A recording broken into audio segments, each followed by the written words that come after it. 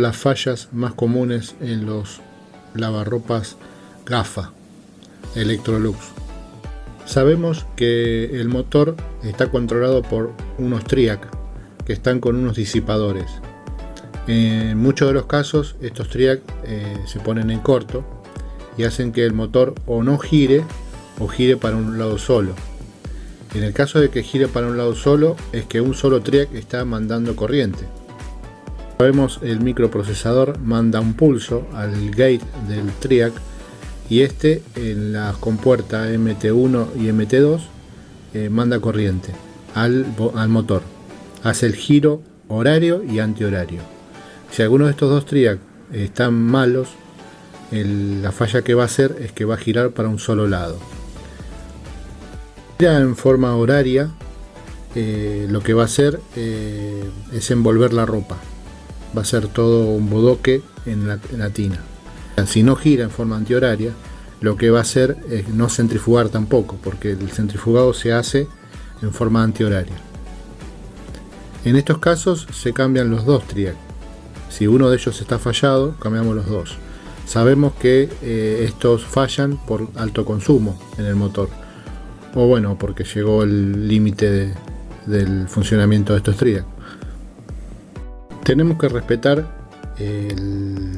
la nomenclatura que tiene el TRIAC, es decir, tenemos que fijarnos el código que lleva el TRIAC y cambiar por el mismo, porque muchos tienen una corriente de disparo en su gate distinta, entonces no podemos colocar cualquier TRIAC, tiene que ser uno que sea el mismo o uno compatible a ese TRIAC. La forma de medir ese TRIAC es con su funcionamiento. Podemos medir con tester, con multímetro, en la pata MT1 y MT2 y no nos debería dar en función diodo un corto. Pero el lavarropas nos va a decir a nosotros que ese TRIAC está en mal funcionamiento al no lavar ni para un lado ni para el otro. Así que en ese caso deberíamos cambiar los dos TRIAC. En la mesa de trabajo, donde electrificamos esta plaqueta para poder probarla, tenemos unos conectores a la izquierda donde tenemos dos pines separados y esos pines dan continuidad con el varistor. Como hemos visto en capítulos anteriores, el varistor va a dar, nos va a indicar a nosotros dónde electrificar.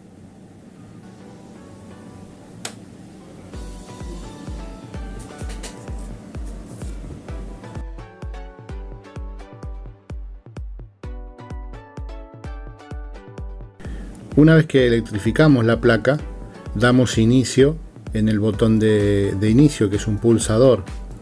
Ese pulsador puede llegar a estar corroído, puede llegar a estar sulfatado y no dar inicio. Entonces lo que tenemos que hacer primero es probar ese botón con continuidad, con un multímetro, y ver si al pulsar suena o pita nuestro multímetro. Esa es la regla número 1, antes de ver la fuente, si tenemos tensión en el primario o en el secundario de la fuente. Una vez que verificamos que no enciende realmente, lo que tenemos que hacer es verificar en este momento si tenemos tensión en el primario de la fuente. Ahí tenemos marcado el primario de la fuente. Son dos capacitores de 450 voltios que en el momento de electrificar nos tiene que dar tensión, 300 voltios aproximadamente. Si no hay tensión en esta parte, tendríamos que ver más atrás el varistor o la conexión de 220, o si tenemos tensión en la línea de 220. Bueno, una vez verificado eso, tenemos que ver si hay tensión de 300 voltios en el primario de la fuente. Si tenemos 300 voltios en el primario de la fuente, ya saltaríamos al secundario de la fuente, que es luego del chip conmutador. Ahí tenemos marcado los dos capacitores donde deberíamos tener 5 voltios. Ese sería el secundario de la fuente. Como vamos a ver en el siguiente esquema, en la siguiente foto, tenemos el primario de la fuente, el chip conmutador y el secundario de la fuente, teniendo en cuenta que la parte derecha es donde entra la corriente y la parte izquierda es donde sale la corriente, donde tenemos el regulador 7805.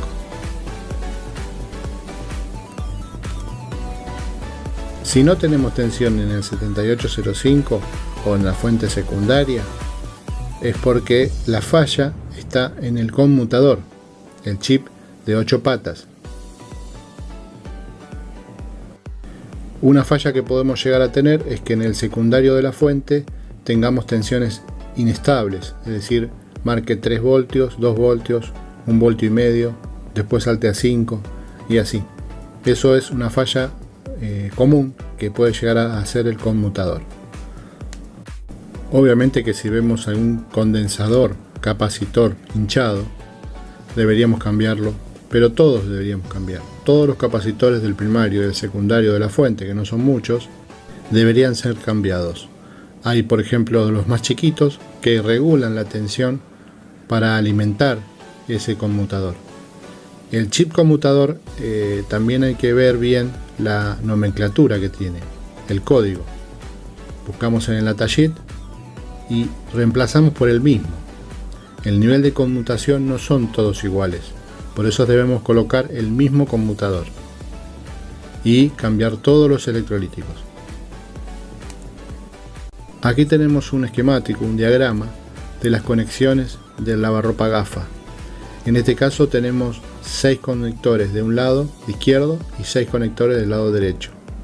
Para electrificar esta placa tenemos que ver que en la parte izquierda dice AC1 y en la parte derecha dice AC2, donde la letra AC simboliza corriente alterna.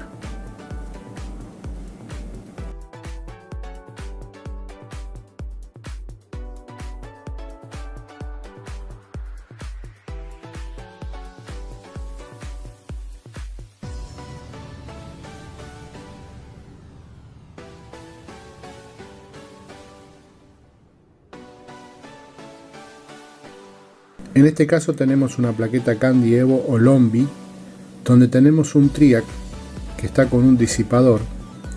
Ese triac es el encargado de mandar corriente a unos relés que hacen la conmutación. El giro horario y antihorario se encargan unos relés, gracias a la corriente de disparo del triac. Es decir, es diferente al proceso anterior, donde teníamos un triac para cada giro del motor. En este caso tenemos un solo triac y la conmutación del giro los hace los relés. En este caso tenemos una plaqueta Drean que también tiene un solo triac y tiene 3 relés. Cada uno maneja el estator, giro horario y antihorario, y hay un relé que maneja la resistencia de calentamiento. Como vemos en la foto, tenemos el bobinado primario y el bobinado secundario. El primario son esos capacitores grandes y el secundario son los más pequeños. Ahí tenemos el conmutador. Hay otros modelos de Drean que el conmutador lo tiene del otro lado de la placa. Es un conmutador SMD. Vamos a analizar la placa de lavarropas de carga superior Drean Unicoman.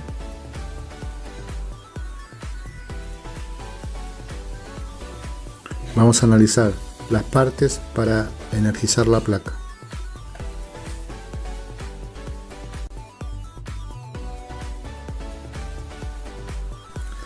Tenemos los triac que manejan el giro horario y antihorario del motor, que está con un disipador, cristal del microprocesador,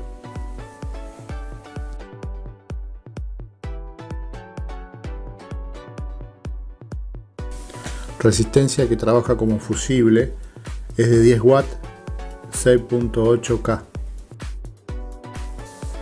Esta resistencia trabaja como limitadora de tensión, por eso es que calienta mucho y está separada de la placa.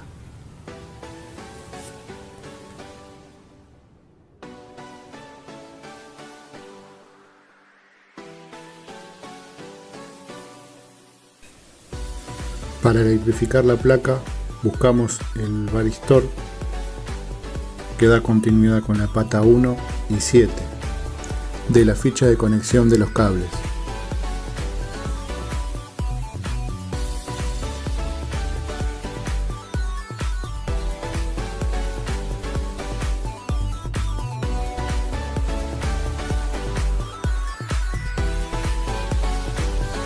Del otro lado nos encontramos con el microprocesador y los TRIAC tipo SMD superficiales con unas resistencias que están en su compuerta, y ese lado de la resistencia va directamente al procesador. Generalmente son resistencias de 1K o de 10K. Estos TRIAC manejan los componentes del lavarropas. Luego tenemos un diodo Zener que nos va a indicar si la placa está en corto o si el micro está en corto. En función diodo podemos medir con un multímetro, y si nos da un valor muy bajo, menos de 300, significa que el procesador está en corto. La placa quedaría irreparable. Vemos con la lupa en la imagen de la derecha el TRIAC reventado, consecuencia que el componente está pasado de consumo, y en la izquierda tenemos las resistencias que están en su compuerta, que están abiertas. Debemos buscar el código de ese TRIAC y reemplazarlo, como así también las resistencias que están en su compuerta.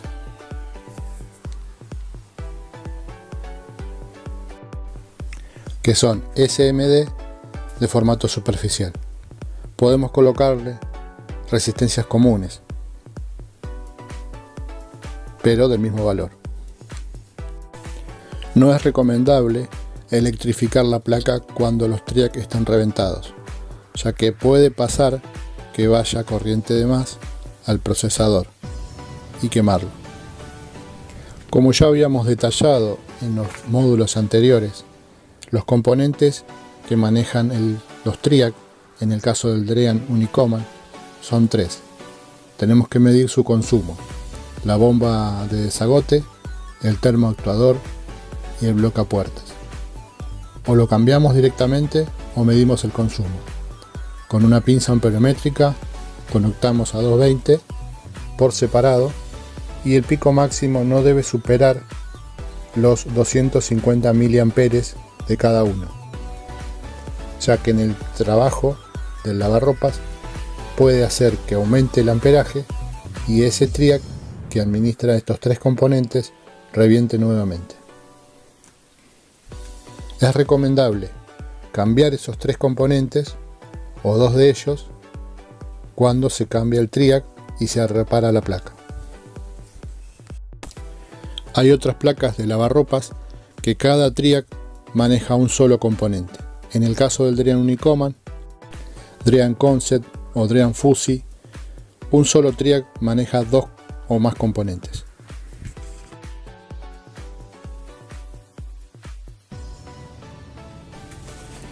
Tenemos la placa Drean Fusi Logic con display. La tecnología es la misma, tiene TRIAC de formato SMD, 2 resistencias en cada uno de las compuertas, y el procedimiento es el mismo. Tiene los 3 componentes que manejan el mismo TRIAC: la bomba, el termoactuador y el blocapuertas. Los otros TRIAC manejan las electroválvulas.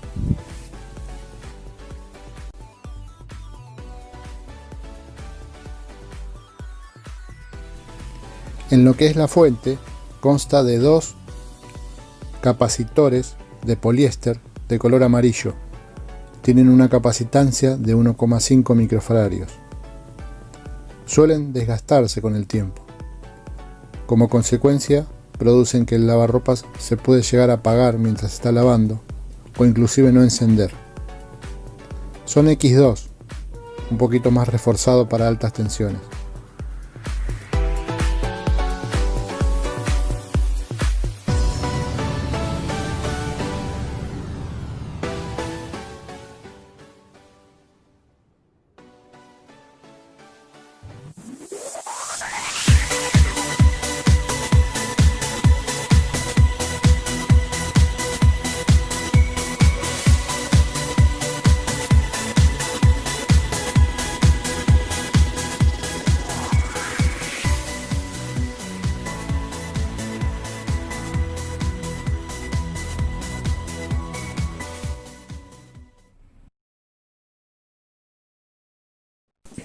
Vamos a ver los códigos de error de los lavarropas Drean o Aurora. Un solo parpadeo de los 3 LED significa bomba de agua. Hay que revisar esa parte. 2 parpadeos de los 3 LED, tiempo de descarga. Es decir, se pasó el tiempo de carga. Puede ser por la electroválvula que esté funcionando mal, trabada o poca presión de agua. 3 parpadeos de los 3 LED, resistencia de calentamiento, que esté averiada. 4 parpadeos de los 3 LED, NTC, sensor de temperatura. 5 parpadeos de los 3 LED, bloquea puertas. 6 parpadeos de los 3 LED, motor. 7 parpadeos de los 3 LED, exceso de agua. Hay que revisar el presostato. 8 parpadeos de los 3 LED, triad del motor en corto.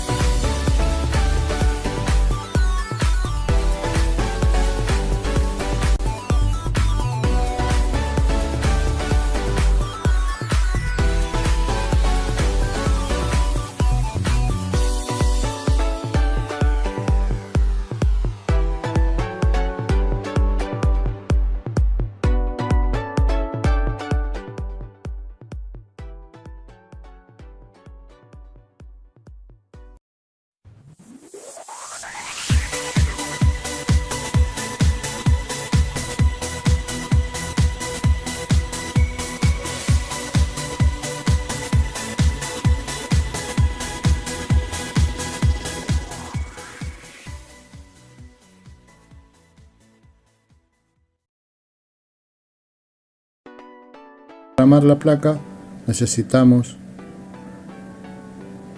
el contacto S2 y S4 y movemos la perilla en sentido antihorario, presionamos S2 y S4, lo tenemos presionado y sin soltar los botones esperamos que en el display aparezca la palabra code. Luego ingresamos una secuencia de teclas para entrar al modo programación. Tenemos que apretar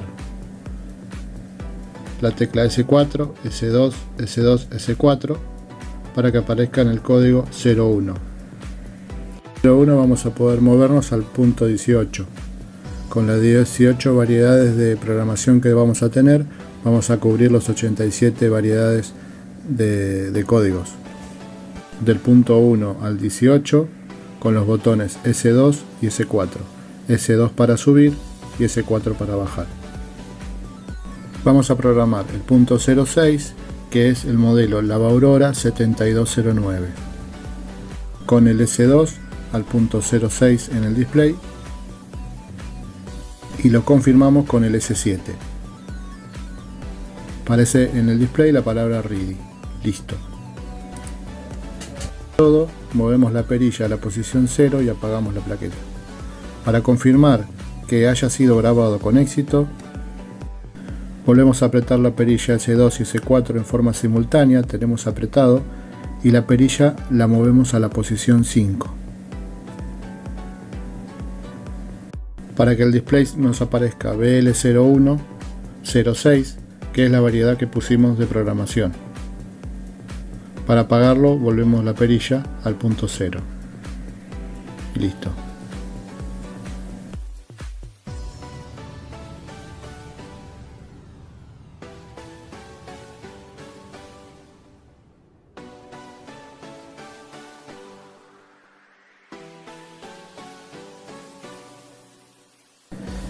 Vamos a ver ahora las fallas de la placa Patrick Mave LPK06 o 08. Fíjense que la configuración es la misma, tiene un triac en un disipador y 2 relés que manejan el sentido de giro del motor.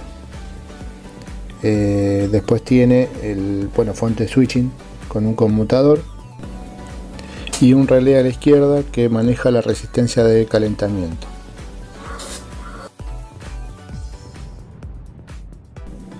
Bueno, acá tenemos el código de fallas del Patrick. Siempre nos van a estar indicando por la temperatura del lado derecho, donde tenemos 0, 30, 40 y 60. Bueno, ahora vamos a detallar cada paso. Si tenemos parpadeando la luz en 0, es el bloqueapuerta. Sobrellenado va a parpadear el 40. Falla de motor o triac de motor va a tener la luz fija al 0 y el 30 y el 40 va a estar parpadeando. Falla de bomba de desagote, solamente el 0 va a estar fijo. Demora en carga de agua, cuando tarda en cargar el agua va a estar parpadeando el 30 solo. Si es el triac de motor va a estar el 0 y parpadea el 30 y el 40. Si parpadea el 0 y el 40, puede ser el tacómetro, la cuba, correa cortada. Algunos modelos traen un sensor de peso y bueno, también puede ser ese el problema.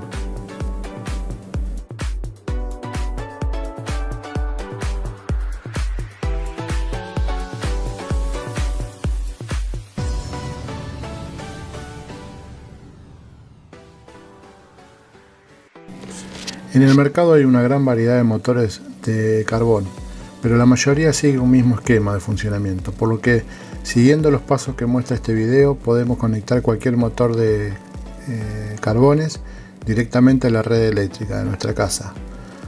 En este experimento voy a utilizar un motor que tiene 8 cables, aunque solo serán utilizados 4 para ponerlo en marcha, bobinas y escobillas. Antes de comenzar tendremos que identificar los cables, escobillas, bobinas, fusible térmico, tacómetro.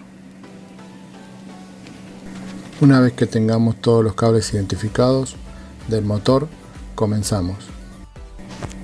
Realizamos un puente entre uno de los cables de la bobina y uno de los carbones. Es indiferente cuál elijamos. Conectamos el cable marrón de la fase al otro cable de la bobina y el azul neutro a la otra escobilla o carbón y el amarillo verde a tierra, o sería la carcasa del motor.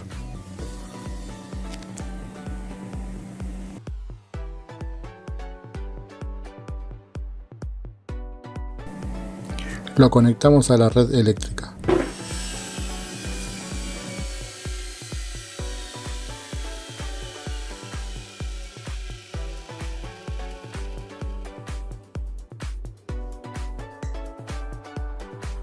Si queremos cambiar el sentido de giro, tendremos simplemente que intercambiar la conexión de los carbones o escobillas. La que tenía conectado el neutro del enchufe lo puenteamos con la bobina y viceversa.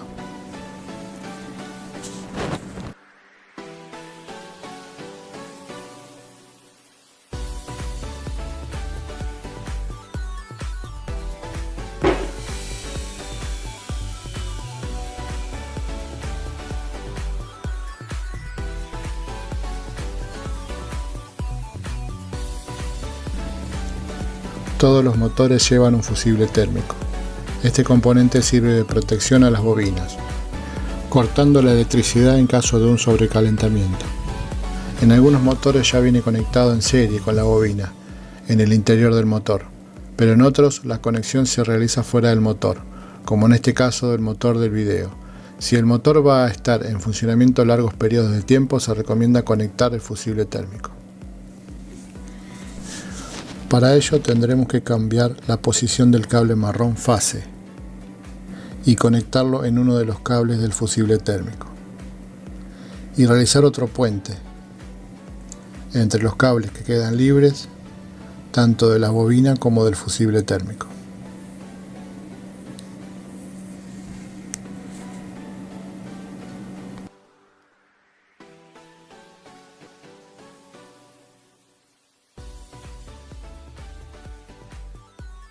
Como podemos observar, son motores de muchas revoluciones, siendo incluso necesario en muchas ocasiones sujetar el motor para que no se mueva en el momento que se pone en marcha.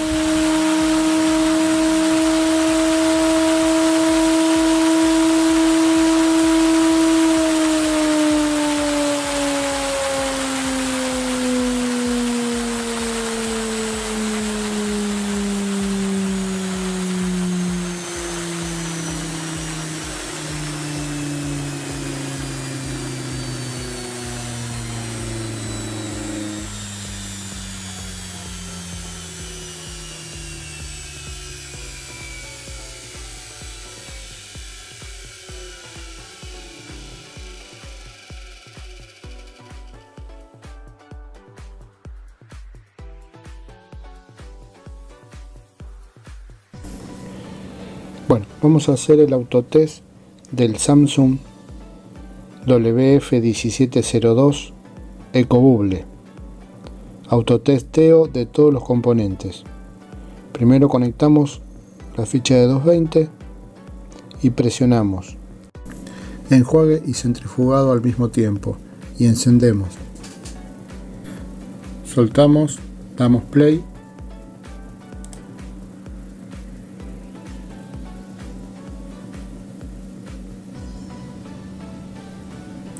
Se activa la electroválvula otra vez para pasar a otra función. Le damos play nuevamente. Bomba de desagote. Se escucha la bomba de desagote. Siguiente electroválvula.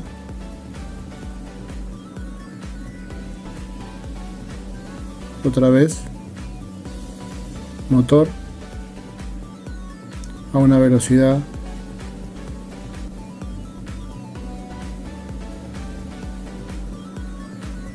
otra velocidad y le vamos dando más velocidad a medida que apretamos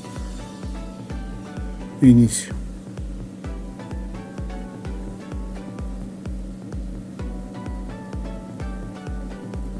(1200 revoluciones por minuto) y apagamos.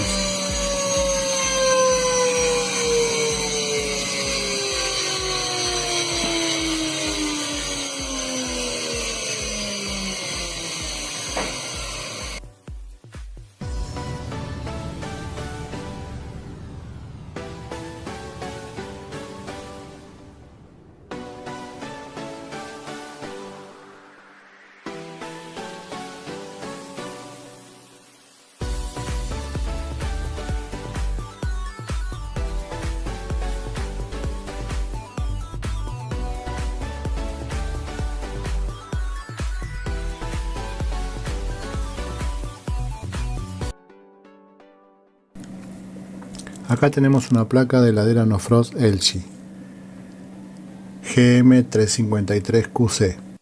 Vamos a ver los elementos que la componen y la falla que tiene. Tenemos una fuente del tipo lineal que entran 220 y salen 12 volt rectificados. Tenemos la entrada de línea y al lado de la fuente tenemos el puente de diodos. En un círculo rojo marcamos el procesador con el cristal. Los dos ULN, uno para el display y el otro para los relés. Un capacitor mayor de 300 voltios, un regulador de voltaje de 12 voltios y un capacitor más pequeño de 12 voltios. La falla que presenta es que la fuente no está entregando el voltaje adecuado. Fíjense el ruido que hace el relé.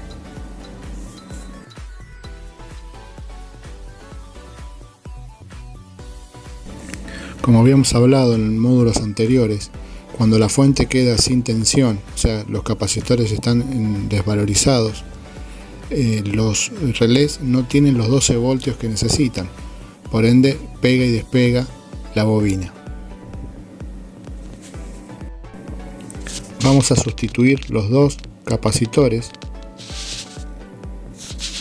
y vamos a poner en la mesa, vamos a hacer la prueba del funcionamiento.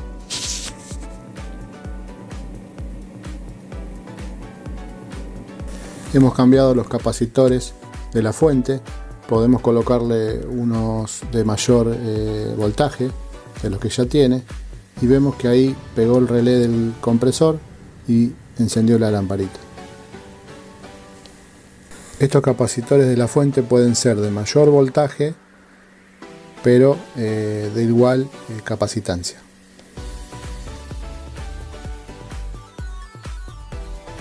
Tenemos una plaqueta Whirlpool donde tenemos la entrada de 220, la salida del compresor. Las dos fichas no se pueden equivocar porque tienen una sola posición. El mol de conexión tiene una sola posición. Y tenemos en el otro mol las salidas de resistencia, forzador, y en la posición 5 y 7, 8 y 9 tenemos los sensores de temperatura.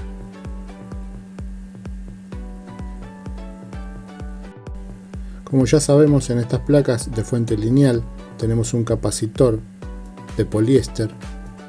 Este capacitor es de 2,2 microfaradios.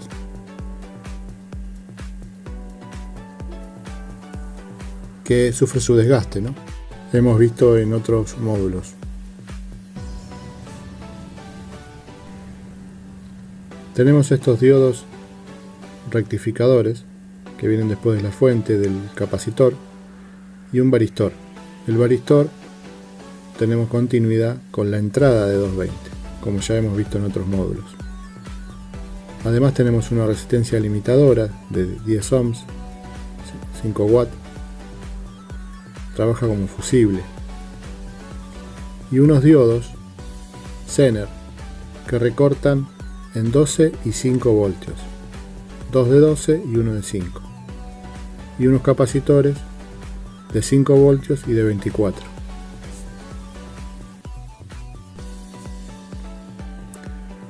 Aquí tenemos el microprocesador y unos transistores PNP que aumentan la corriente que entrega el microprocesador, y esa corriente va amplificada a los relés. Vamos a electrificar la placa. Elegimos los cables de cocodrilo, conectamos en la fase y el neutro en la entrada del 220 a la placa.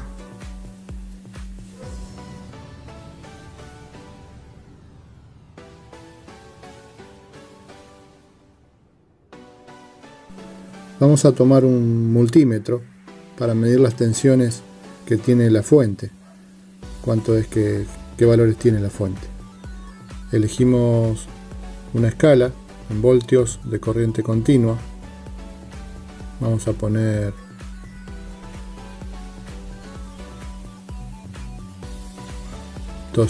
20 voltios de corriente continua, y vamos a medir sobre los capacitores. Tenemos los dos capacitores, uno tiene que dar 24 voltios, está en esta zona, el otro es de 5 voltios. Vamos a ver cuánto nos mide.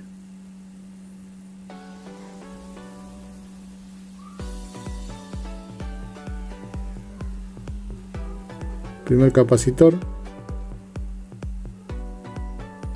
tenemos, vamos a poner una escala mayor, 200 voltios de corriente continua, para que tiene más de 24, 21,9, 21,9, tiene que tener 24, o sea que está baja la fuente. El próximo, que tiene que tener 5 voltios, tiene 3,8, 3,7, 3,7. O sea que el micro no le está llegando los 5 voltios. Tenemos 3,7 en el micro, Yo estoy midiendo el micro. Es decir, que la fuente está caída. Lo que provoca esto es que los relés no peguen, que no haga el defrost, que no corte el motor o corte y no vuelva a arrancar. Todas esas fallas es producto de la fuente baja. Así que ahora la vamos a ir reparando.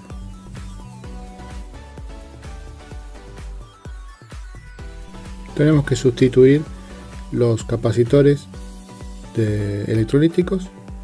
Ahí los vamos sacando con con el desoldador a pistón. Y también tenemos que cambiar el de poliéster, el azul, que es el más importante.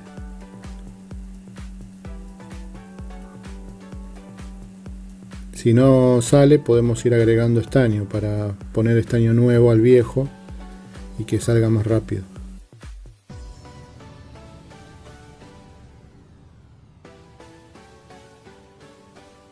Vamos a medir estos capacitores electrolíticos con un capacímetro.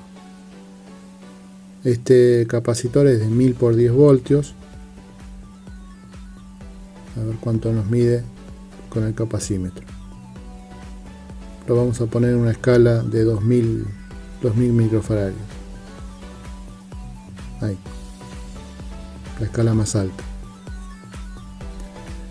Y este, que es de 470, primero lo vamos a ir descargando por las dudas para preservar el capacímetro. Lo descargamos y vamos a medirlo. Negativo en la línea negativa y el positivo en la línea positiva. Nos va a dar un valor de 700, no baja mucho más. Este, acuérdense que es de 1000 por 10 voltios. 1000 por 10 voltios y tiene 566, 567. Descargamos el otro, que es de 470 por 35.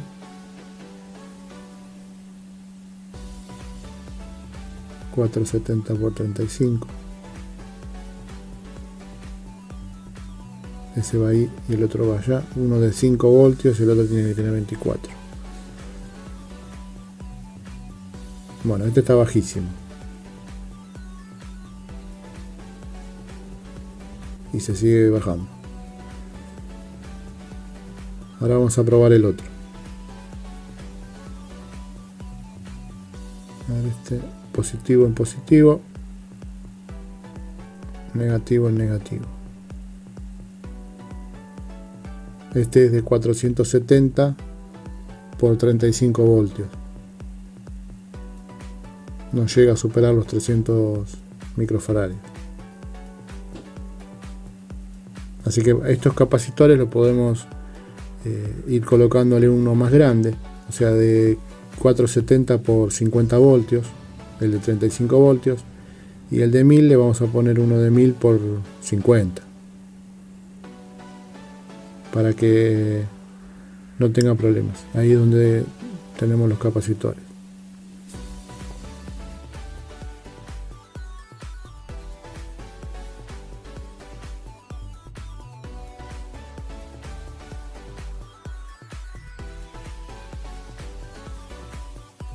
Poco de los transistores PNP. El procesador maneja los transistores y estos relés son los que son activados por los transistores. Microprocesador, transistores, la línea a los relés. La base del transistor es activado por el microprocesador y manda corriente amplificada a los relés. Cada relé tiene unos diodos para las bobinas, para sus bobinas. Vamos a ver ahora con una lupa el transistor PNP. Fíjense que superficial tiene una nomenclatura 9BB, dice. Eso lo tenemos que buscar en el datasheet, donde vamos a tener toda la información sobre este componente. Y nos dice que tenemos una base, emisor y colector 1, 2 y 3. Y tenemos en este caso la placa con una falla que el relé de compresor no activa. Y ese relé es manejado por este transistor. Ahí vemos el transistor que está roto, que le falta un pedazo de componente. Por eso es que no activa el relé de compresor, mientras que el de la resistencia está sano, ahí se ve bien, y el otro tiene un agujero. Eso es por alta tensión o un corto que se quemó el transistor. Vamos a medirlo, a ver qué mediciones nos da con el multímetro analógico. Como es un transistor PNP, el rojo tiene que ir en la base, en el 1, y el 3, el colector, tiene que tener una medición entre base y colector. Ahí está la medición. Y entre base y emisor también tiene que tener una medición. Ahora vamos a medir entre base y colector, midiendo al revés. Base, colector, nada, y emisor, nada. Punta negra en el colector y emisor tiene que marcar como un corto, como un corto, como si las puntas estuviesen en el corto. Entre colector y emisor tiene que marcar corto, de los dos lados, colector y emisor.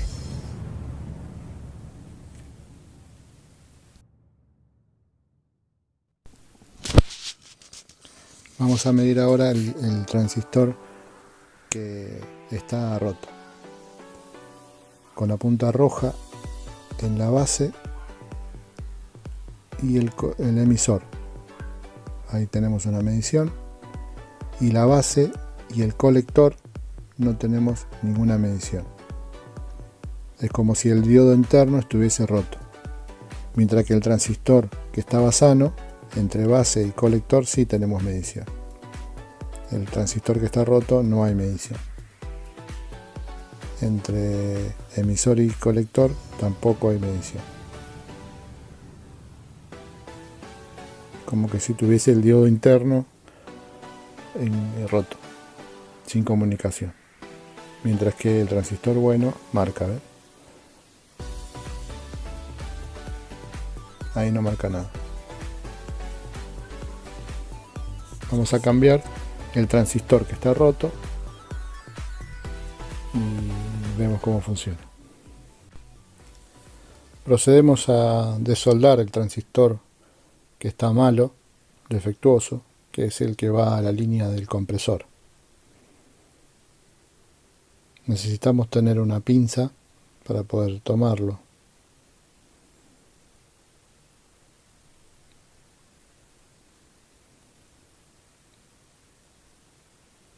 Ahí se ve la pinza. Vamos a llenar todo este sector de un líquido llamado flux para que ablande la soldadura. Vamos a aportar un poco de estaño y solo se va a ir despegando el componente.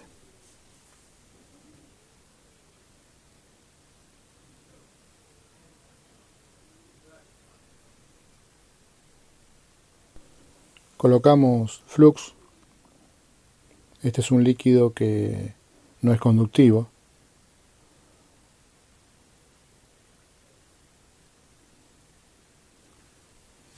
Lo que hace el flux es que la soldadura actúe en forma pareja. Agregamos un poco de estaño al estaño viejo.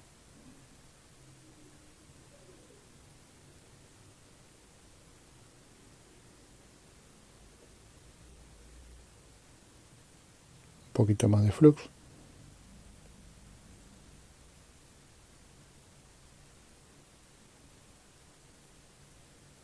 Y ya está listo para retirar.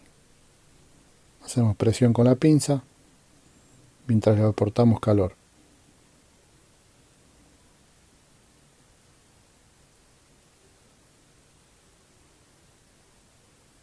Listo, el componente está retirado.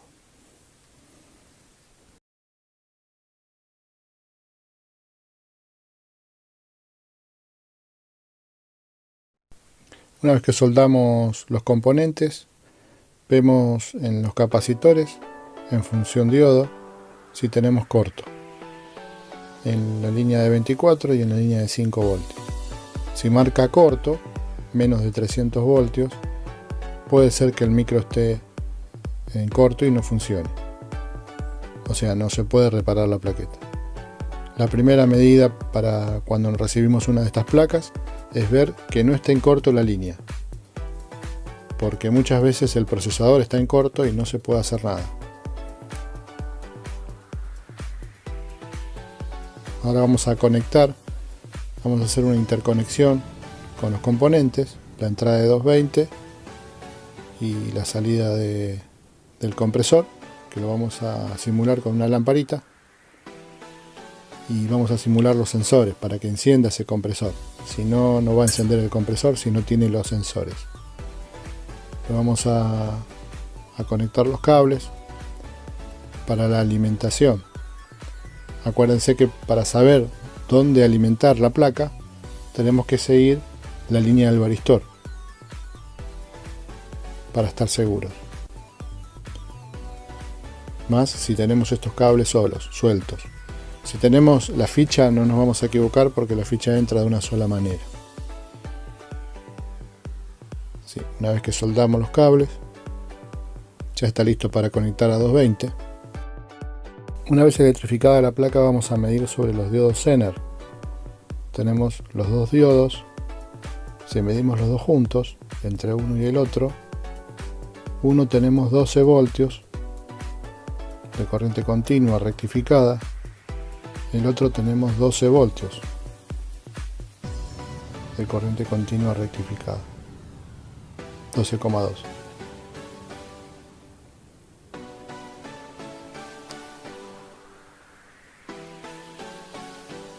Entre los dos, ahora si medimos los dos diodos, nos tiene que dar 24. 24,5, perfecto. Esa medición la vamos a tener en el capacitor de al lado, el capacitor electrolítico que está al lado.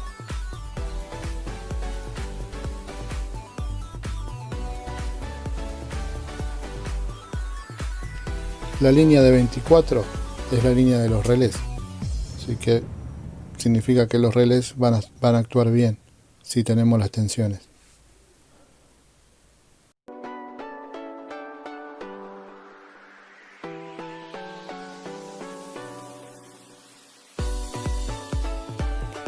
Vamos a conectar ahora en el mol, este mol, las conexiones de resistencia y sensores. Esta ficha tiene 10 contactos, 1, 2, 3, 4, 5, 6, 7, 8, 9, 10. En la posición 5 y 7 tenemos la resistencia, los sensores. 5 y 7, 8 y 9. 5 y 7, 8 y 9 tenemos los sensores.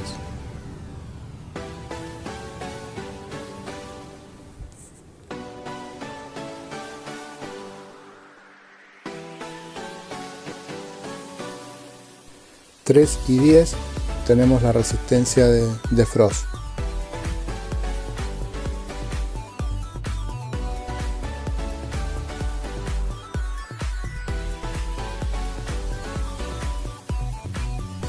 En este mol que yo armé, que es de PC, tenemos las conexiones de la resistencia, los sensores. Acá tenemos los sensores. Son dos sensores de 2,7K. 2,7K. Después tenemos las lámparas forzador, compresor y resistencia. Vamos a conectar.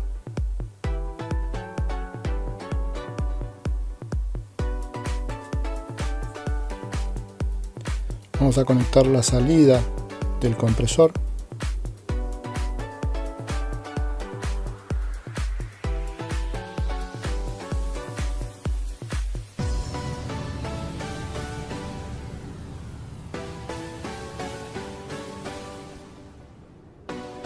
Esta placa hace un autotest cuando se enchufa. Esa es la resistencia ahí hace clic de resistencia, luego va a encender el forzador y por último el compresor, gracias a la resistencia que le pusimos, simulando los sensores. Ahí está funcionando, hemos reparado la placa.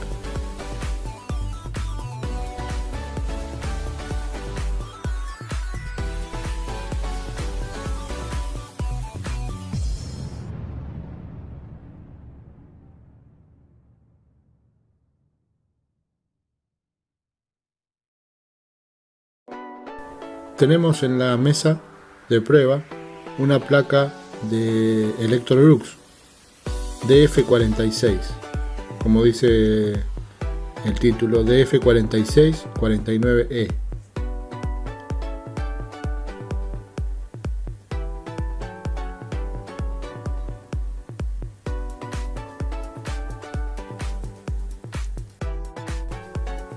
Tenemos en el frente, en las conexiones del frente, dos sensores de 10K o 10.000 ohms.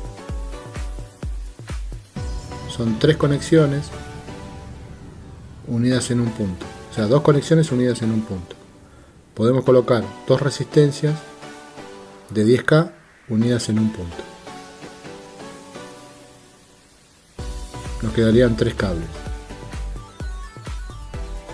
Yo tengo dos resistencias de 10K en un común, en un punto común.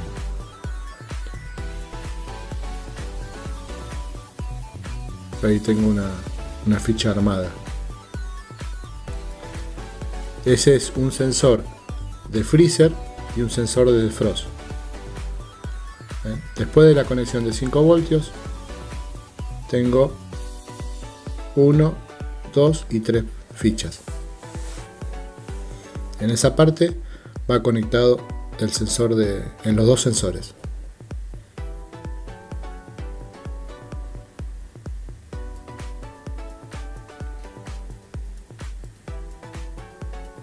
Tenemos la fuente switching, donde tenemos el varistor, la entrada de neutro y línea. De ahí tenemos que electrificar la placa. Línea y neutro. Los dos van conectados al varistor, como hemos visto en otros módulos. Después tenemos una entrada de neutro, que es la misma que el neutro de entrada.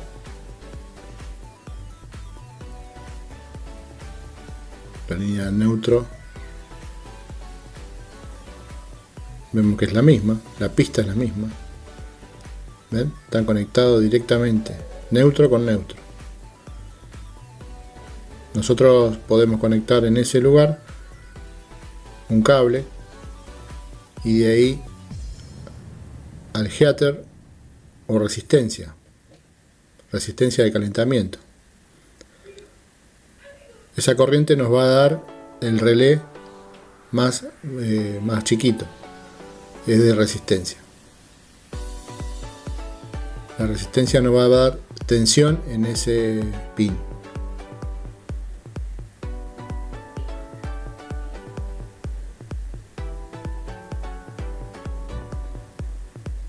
El próximo es el de compresor, o sea, sacando el neutro hacia el otro pin, el tercero, tenemos compresor.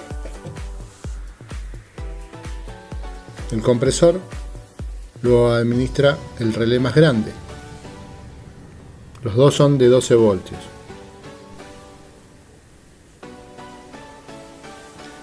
Con las resistencias colocadas y ya conectando todo, lo que vamos a hacer es hacer brillar la lamparita.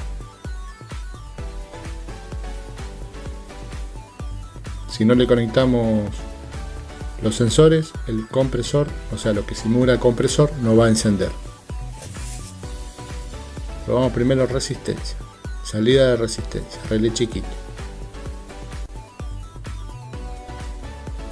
Esta placa hace un autotest cuando inicia. Va a encender la resistencia y luego el compresor.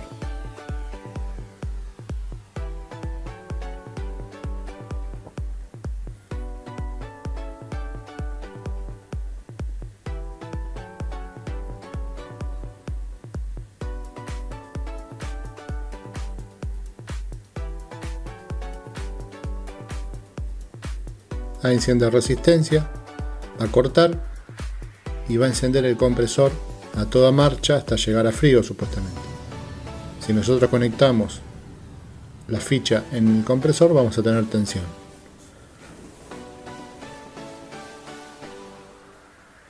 Son 7 horas de trabajo de compresor para que haga el descarche, el defrost. El procesador tiene grabado 7 horas de trabajo sin contar las paradas para que haga el defrost.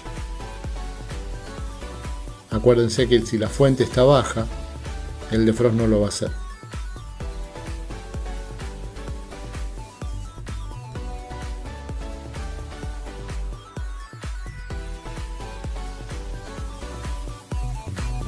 Vamos a ver el error 6 en aire split, que tiene que ver con el forzador interior de la unidad. El forzador interior tiene los diferentes elementos: optoacoplador, diodos, TRIAC, capacitor electrolítico, diodo Zener. Toda esta parte de acá simboliza la parte de alterna que controla el forzador interior. Además tenemos que ver que el capacitor de marcha esté en condiciones, en capacitancia. La falla que nos presenta es que el forzador interior no está girando. Y puede ser, por ejemplo, que el circuito que se encarga de que funcione el forzador interior esté fallando. No el relé es del forzador exterior.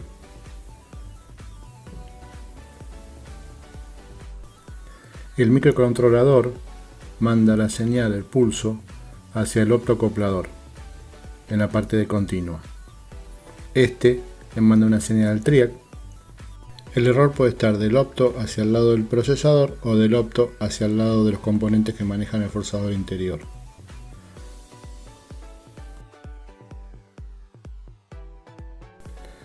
Encendemos la plaqueta y esperamos a que gire el forzador. En unos segundos le va a dar señal al Hall y tiene que empezar a girar el forzador, pero vemos que no gira y va a dar el error E6. Ahí tenemos en el display, ahí está el error E6 y el forzador no gira para nada. Vamos a analizar el circuito.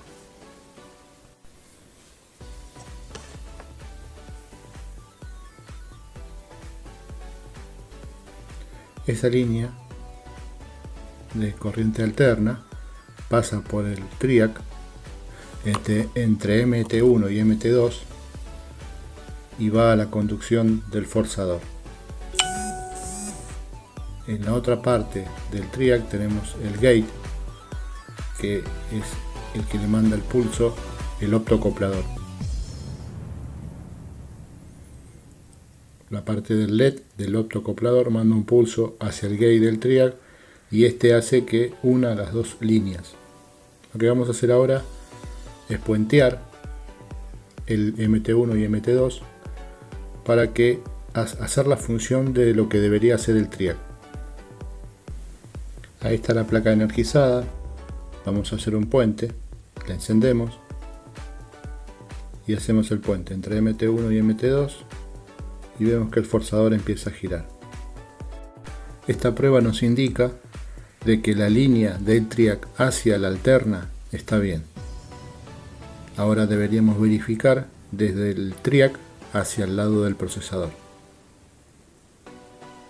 Deberíamos retirar el optoacoplador, cambiarlo por otro opto y ver qué pasa. Vamos a remover el optoacoplador.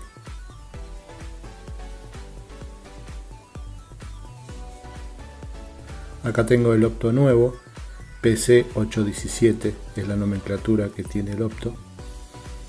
Vamos a retirar el anterior, le colocamos un poco de estaño.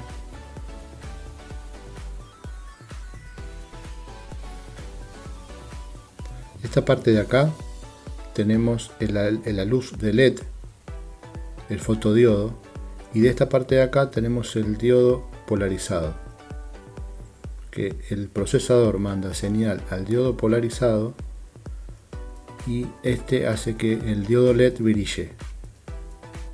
De esta manera manda señal hacia el gate del TRIAC, y este TRIAC lo que hace es unir MT1 y MT2 para que el forzador gire. Vamos a retirar, ahí está, el optoacoplador. El optoacoplador tiene en la parte de la placa impresa un puntito que indica la posición o pata 1. Mismo en el optoacoplador también tenemos un punto que indica la posición número 1, la pata 1, para poder colocarlo correctamente.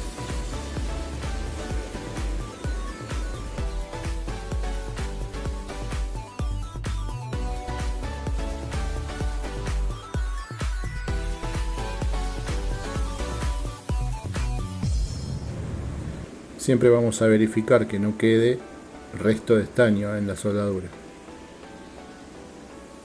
Conectamos el forzador interior.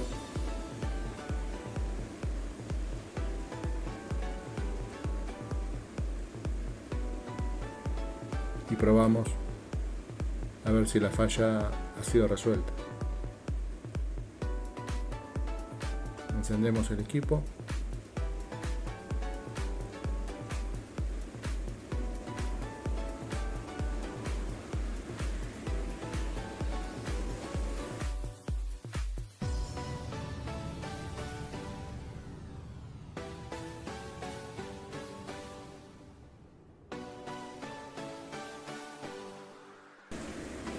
Nos vuelve a tirar el mismo error, E6. Entonces nos damos cuenta de que la falla está del opto hacia el capacitor.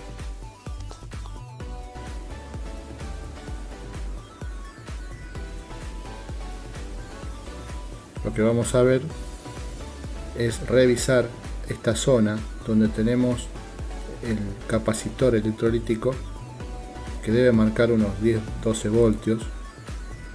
Es el que alimenta el diodo del opto. Además tenemos el diodo Zener de cristal y una resistencia que también tenemos que medirla.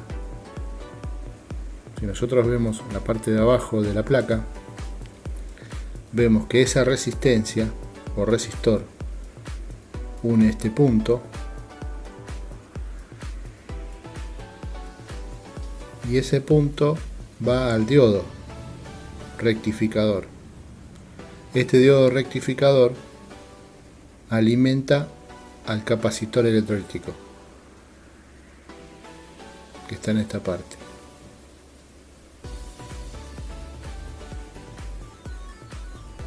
Entonces lo que vamos a hacer es electrificar la placa y medir qué tensión tengo acá, para ver si le está llegando tensión al optoacoplador.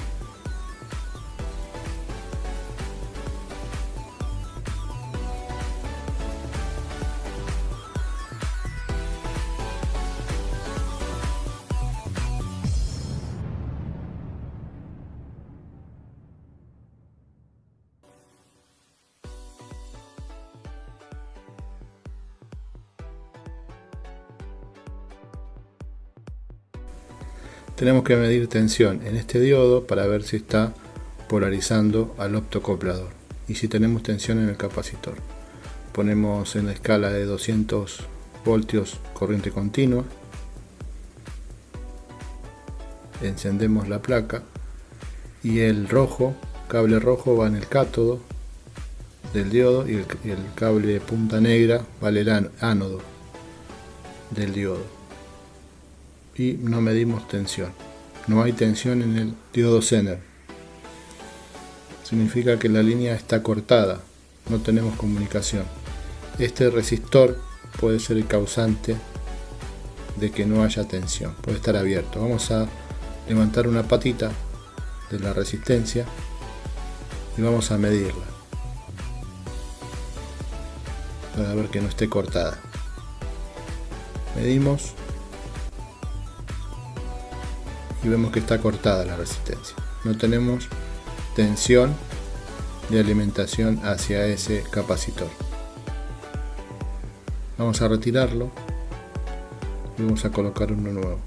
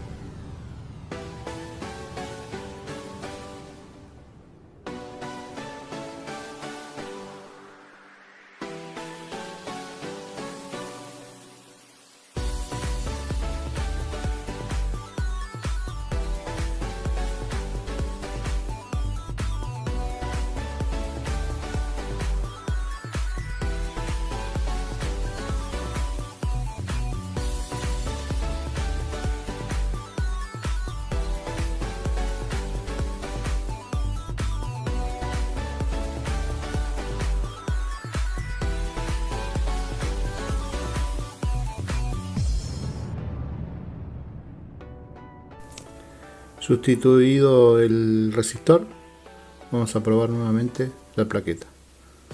Conectamos, damos inicio.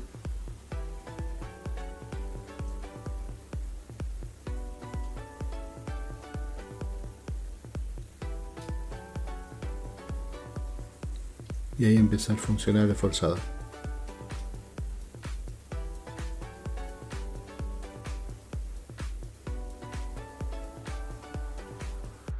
Bueno, hemos hecho un puente en el TRIAC para verificar que la línea del forzador estaba bien. Hemos cambiado el optocoplador y nos dimos cuenta que el problema estaba después del opto, en la parte de alterna. Revisando la parte de alterna, vimos que este resistor alimenta a los diodos y al capacitor.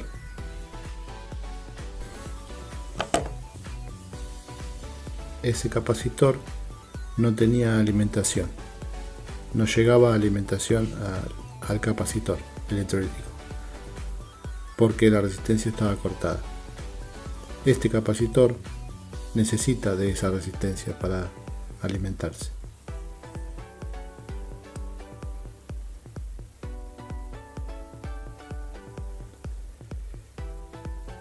Es muy importante que esté conectado el hall, cable negro, gris y amarillo.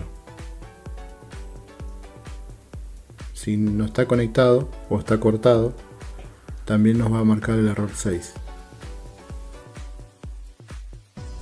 En este caso tenemos negativo, el negro, positivo de 5 voltios, el amarillo, y el gris es de señal que manda hacia el retorno hall. Encendemos la placa. Esperamos también que conecte el compresor, que lo va a habilitar el relé. Ahí está, la placa ya está funcionando.